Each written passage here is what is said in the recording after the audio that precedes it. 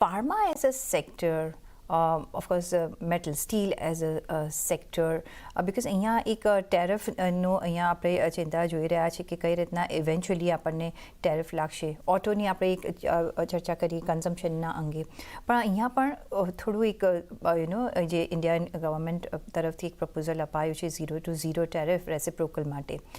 કઈ રીતના હવે એનું આઉટકમ શું આવે છે આપણે ઓફકોર્સ ધ્યાન રાખવાનું રહેશે. પણ આ ત્રણેય સેક્ટર્સમાં તમે નિવેશ કરશો હમણાં? So I think pharma and metals માં તો clearly opportunity દેખાય છે કે either reciprocal tariffs થાય. Pharmaceutical sector એક એવું છે જેમાં બહુ વધારે જો ટેરિફ જો ઇમ્પોઝ થાય તો જેટલું સ્પેન્ડિંગ હેલ્થકેર ઉપર અમેરિકામાં છે એને કારણે એક ઓવરઓલ ડેફિસિટ ઉપર કે જે સ્પેન્ડિંગ હેલ્થકેરનું સ્પેન્ડિંગ છે એના પર ઘણો મોટો ઇમ્પેક્ટ આવી શકે છે. એને કારણે બહુ વધારે tariff pharma as a sector as a space પર બહુ નાખી શકાય એવી શક્યતા ઓછી લાગે છે કે હેવી ટેરિફ્સ કદાચ ના આવે. અને જો ઓફકોર્સ ઝીરો રેસિપ્રોકલ ટેરિફ્સ આવે તો ઇવન વધારે બેનિફિટ થઈ શકે એવું છે. પણ I think broadly like I said, I think જે ફાર્મા અને મેટલ સ્પેસમાં, ઇવન મેટલ્સમાં સિમિલર સિચ્યુએશન. આપણો ત્યાંથી મેટલ્સનો ઇમ્પોર્ટ એટલો વધારે નથી, એટલે ડોમેસ્ટિક મેટલ સેક્ટર પર એટલો નેગેટિવ ઇમ્પેક્ટ ના આવી શકે. પણ એટલીસ્ટ ઝીરો ટેરિફ્સ ઉપર જો એક્સપોર્ટ થઈ શકે તો એનો એક ડેફિનેટલી બેનિફિટ થઈ શકે છે. એટલે બોથ ફાર્મા અને મેટલ્સમાં જો એ રીતે રેસિપ્રોકલ ટેરિફ્સ હોય તો ઘણો બેનિફિટ મળે છે. ઓટોઝમાં આઈ વુડ થિંક હજી પણ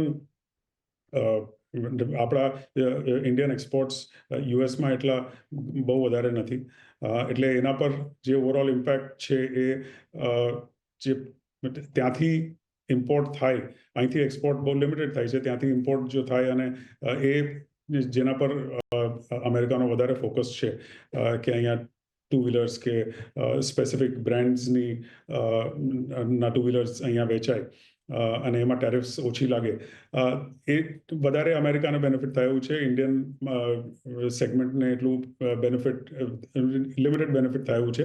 ઓફકોર્સ એક નવું માર્કેટ ઓપન થઈ જાય છે, એને કારણે જે નંબર્સમાં એક્સપેન્શન થઈ શકે વિધિન ધી ઓટો સ્પેસ, એ એક મોટો બેનિફિટ થઈ શકે. પણ બ્રોડલી આઈ વુડ થિંક જો ઝીરો રેસિપ્રોકલ ટેરિફ્સ અગ્રી થાય તો આ ત્રણેય સેક્ટર્સને એક બેનિફિટ તો ડેફિનેટલી મળી શકે છે.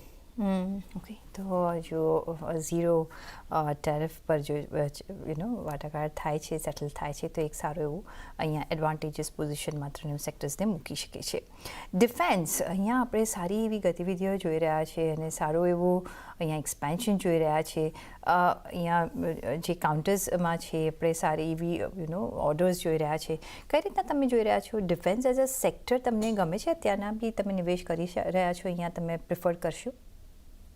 I think defense as a sector, to some extent, valuation-wise stretched લાગે છે, પણ ઓવરઓલ જેટલું એમાં વિઝિબિલિટી ઓફ અર્નિંગ્સ દેખાય છે, વિઝિબિલિટી ઓફ ગ્રોથ દેખાય છે આગલા 3 થી 5 વર્ષમાં, એ ઘણું સારું દેખાય છે. જે ઓવરઓલ વેધર આપણે એક્સપોર્ટ ઓર્ડરમાં ગ્રોથ જોઈએ કે ઓવરઓલ ગવર્મેન્ટ ઓર્ડર્સ છે એમાં ગ્રોથ જોઈએ કે એક બ્રોડલી રીઅલાઇનમેન્ટ ઓફ બિઝનેસીસ થાય છે કે પછી ઇવન એક્વિઝિશન ટ્રાન્ઝેક્શન્સ આપણે જોયા છે, થોડા નાના ટ્રાન્ઝેક્શન્સ છે પણ એમાં એક અલાઇનમેન્ટ ઓફ બિઝનેસ માટે આઈ થિંક જે ઓવરઓલ ઓપોર્ચ્યુનિટીઝ ડિફેન્સની છે, નોટ જસ્ટ ગિવન કે જીઓપોલિટિકલ અનસર્ટનિટી ઇન્ડિયામાં છે, પણ ગ્લોબલી આઈ થિંક જે અનસર્ટનિટીના કારણે ડિફેન્સ પર સ્પેન્ડિંગ થાય છે કે પછી ઇવન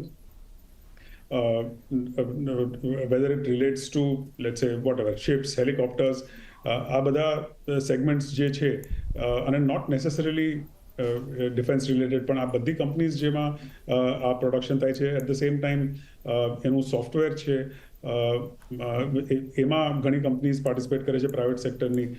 એટલે it's not just the PS public sector defence companies, પણ પ્રાઇવેટ સેક્ટરમાં બી જેમાં બી પ્રેઝન્સ છે એમાં પણ ઓર્ડર ફ્લો સારો દેખાય છે. So I think defence as a space ઘણો પોઝિટિવ દેખાય છે.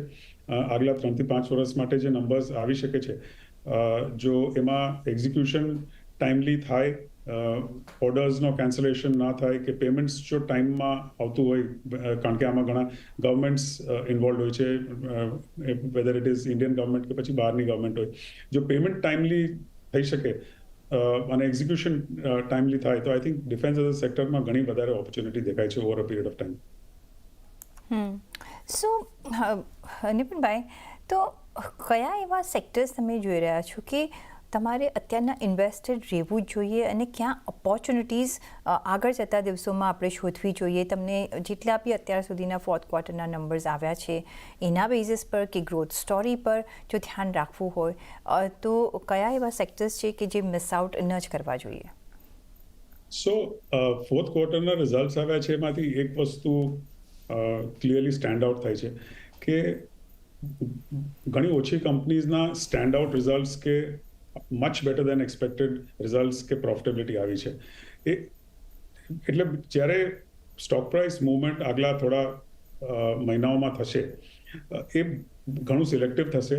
વિધિન લેટ્સ સે એઝ એન એક્ઝામ્પલ આપણે જોઈએ તો આઈટી સ્પેસમાં જોઈએ તો ઘણી કંપનીઝનું રિલેટિવલી ફ્લેટ ગ્રોથ આવેલો છે, કે ઘણો limited growth, બેરલી single digit growth આવેલો છે. એમાં જ એ જ સેક્ટરમાં કોઈ નાની કંપની છે, પ્રોડક્ટ બેઝડ કંપની છે, કે depending on main business model એનું કેવું છે, વિધિન આઈટી સ્પેસ ઓલ્સો ઘણા સારા રિઝલ્ટ્સ આપણે જોયા છે. સેમ આપણે જોઈએ તો in other sectors as well એ જ રીતે થયું છે કે ઘણા selective profitability within the space આવી છે. એટલે I think rather than broadly એક સેક્ટરલ પ્લે જોવા કરતાં ઇન્ડિવિજ્યુઅલ સ્ટોક પ્લે, કંપનીના રિઝલ્ટ્સ પ્રમાણે જોવાની ઘણી વધારે એક બોટમ અપ અપ્રોચ કરવાની જરૂર છે. એમાં પછી ડિફેન્સ સેક્ટર હોય, કેપેક્સ હોય, ઇન્ફ્રાસ્ટ્રક્ચર રિલેટેડ હોય, પાવર રિલેટેડ હોય, ફાર્માસ્યુટિકલ્સ હોય, આઈટી રિલેટેડ હોય. આઈ થિંક વિધિન આ બધા સેગમેન્ટ્સમાં સિલેક્ટિવલી કંપનીઝે સારું પરફોર્મ કરેલું છે. એટલે આઈ થિંક એક બોટમ અપ અપ્રોચ રાખીને સિલેક્ટિવ કંપનીઝમાં આપણે નિવેશ કરીએ આગલા થોડા મહિનામાં, તો એ વધારે પ્રોફિટેબલ અને ફ્રૂટફુલ રહેશે. ઓકે. સાથે જે આપણે જે રેલી અત્યારના સો કોલ્ડ આપણે જોઈએ અને આગળ જતાં પણ કદાચ જ્યારે આ જીઓપોલિટિકલ ટેન્શન્સ જો ઓછા થાય છે કે એક વખત એમાં સિચ્યુએશનમાં આપણે સુધારો આવે પછી જો જોઈ શકીએ છીએ અહીંયા એક રેલી તરફ જો આગળ વધીએ, કારણ કે આપણે ફંડામેન્ટલ્સ આર વેરી સ્ટ્રોંગ. અને તમે જેમ પોઈન્ટ આઉટ કર્યું કે જીએસટી કલેક્શન હોય કે ઇન્ફ્લેશન પોઈન્ટ ઓફ વ્યૂ હોય, કઈ રીતના તમે જોઈ રહ્યા છો China+1, Europe+1 અને જે PLI સ્કીમ્સ છે ને એની અંડર જે આપણે કામ કરી રહ્યા છે, જ્યારે આ બધા ટેન્શન દૂર થશે તો ખુલી જશે, એક્સપોર્ટ માર્કેટ પણ ખુલી જશે અને અનસર્ટનિટી થોડી ઓછી થશે. કયા સેક્ટરમાં પહેલો આપણે બેનિફિટ જોઈ શકીએ છીએ? તમને શું ટેક્સટાઇલ જે આપણું ટ્રેડિશનલ એમાં આપણે એક્સપર્ટીઝ રહી છે, શું તમને કામકાજ કરવાનું પસંદ પડશે કે જેવી રીતે ઇલેક્ટ્રોનિક્સમાં હમણાં એક્ઝામ કરી નાખ્યું છે, ક્યાં તમને ત્યાં પસંદ પડશે? કયા એવા એરિયાઝ તમે જોઈ રહ્યા છો?